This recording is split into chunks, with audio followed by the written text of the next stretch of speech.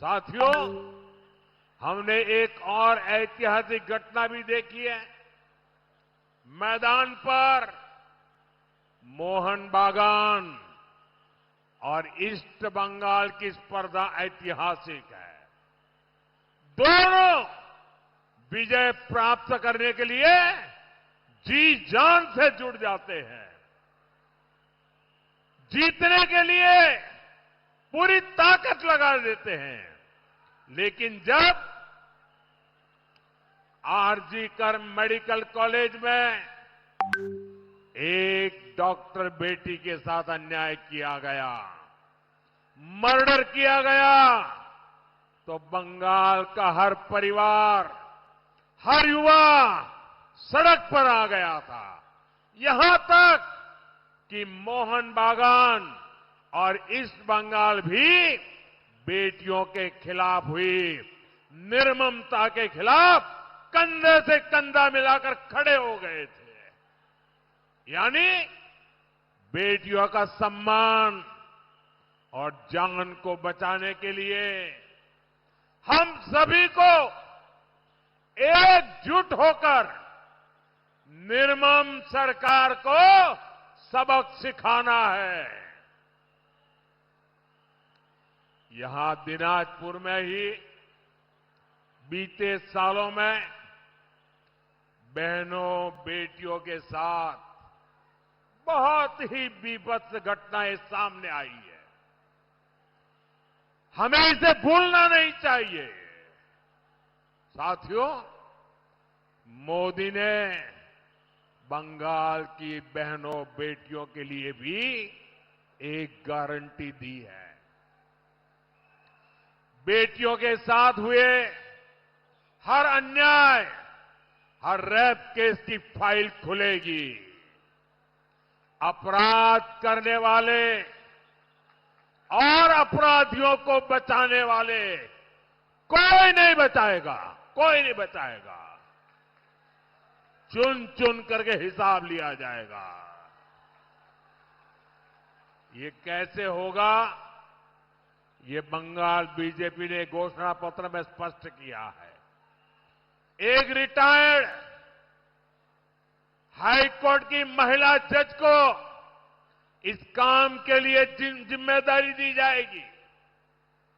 वे rape और अन्य अत्याचार से जुड़े पीड़ितों की सुनवाई करेगी। महिलाओं की सुरक्षा सुनिश्चित करने के लिए हर ब्लॉक में महिला थाने बनाए जाएंगे। साथियों, आम नागरिकों की सुरक्षा को लेकर टीएमसी सरकार कितनी उदासीन है, मैं इसका एक और उदाहरण आपको देता हूं। टीएमसी की निर्मम सरकार ने पुलिस में महिलाओं की बहुत कम भर्ती की है। यहां आपके पड़ोस में बिहार है, वहां डबल इंजन की बीजेपी एनडीए सरकार है। वहां पुलिस में 23-24% महिला पुलिसकर्मी है। लेकिन बंगाल जैसे इतने बड़े राज्य में सिर्फ 10% महिला पुलिसकर्मी भी नहीं है, और उसमें भी ज्यादातर तो रिटायर होने की एज पर पहुंच चुके हैं।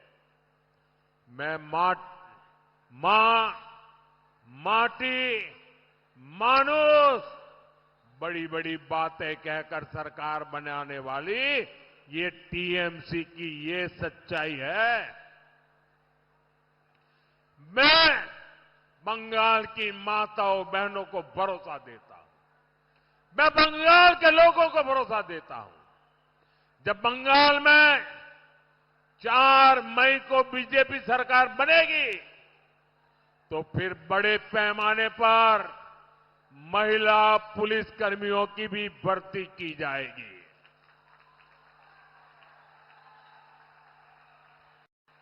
और ये भी मैं आपको गारंटी देता हूं, महिला कल्याण ये हमारी प्राथमिकता में है। बीजेपी की सरकार जिस भी राज्य में है, वो बेटियों को सुरक्षा भी देती है और उन्हें कमाई का भरोसा भी देती है। पश्चिम बंगाल भाजपा ने भी बहनों के लिए बहुत शानदार योजना बनाई है। अब यहां बहनों को जितना पैसा मिलता है, पश्चिम बंगाल भाजपा डबल देने वाली है, डबल। प्रेगनेंसी के दौरान भी हजारों रुपयों की मदद देने की घोषणा की गई है।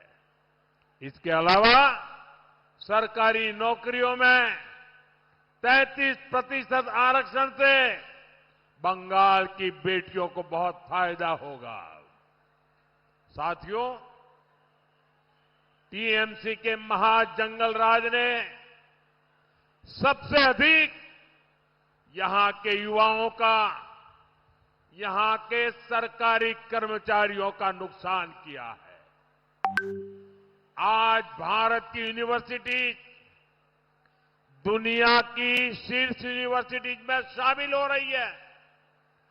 दुनिया की हर बड़ी रैंकिंग में हमारी यूनिवर्सिटीज कमाल कर रही है, लेकिन बंगाल में कुछ उल्टा ही हो रहा है, अलग ही हो रहा है। दिनाजपुर यूनिवर्सिटी टीएमसी की दुर्नीति का बहुत बड़ा प्रमाण बन गई है। मैंने अखबार में कहीं पढ़ा था, दिनाजपुर यूनिवर्सिटी के पास अपना कैंपस तक नहीं है, बोर्ड लटका के रखे है। कॉलेज और हॉस्टल के कमरे से यूनिवर्सिटी चलाई जा रही है। बच्चे बीच में ही पढ़ाई छोड़ने को मजबूर है। यहां परमानेंट टीचर भी ना के बराबर है और जो गेस्ट टीचर है उनको भी 400-500 रुपया सिर्फ मिलता है। साथियों, ये सिर्फ एक यूनिवर्सिटी की बात नहीं है, बंगाल की दर्जन भर यूनिवर्सिटीज की यही स्थिति है। टीएमसी की निर्मम सरकार इस तरह युवाओं का भविष्य बर्बाद कर रही है, आपका भविष्य बर्बाद कर रही है, आपके संतानों का भविष्य बर्बाद कर रही है।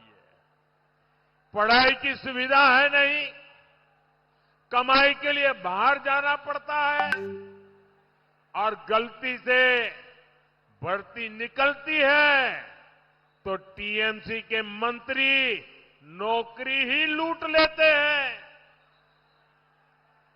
आपने देखा, शिक्षक भर्ती में घोटाला करने वालों के घर से कैसे नोटों के पहाड़ निकले थे, याद है ना?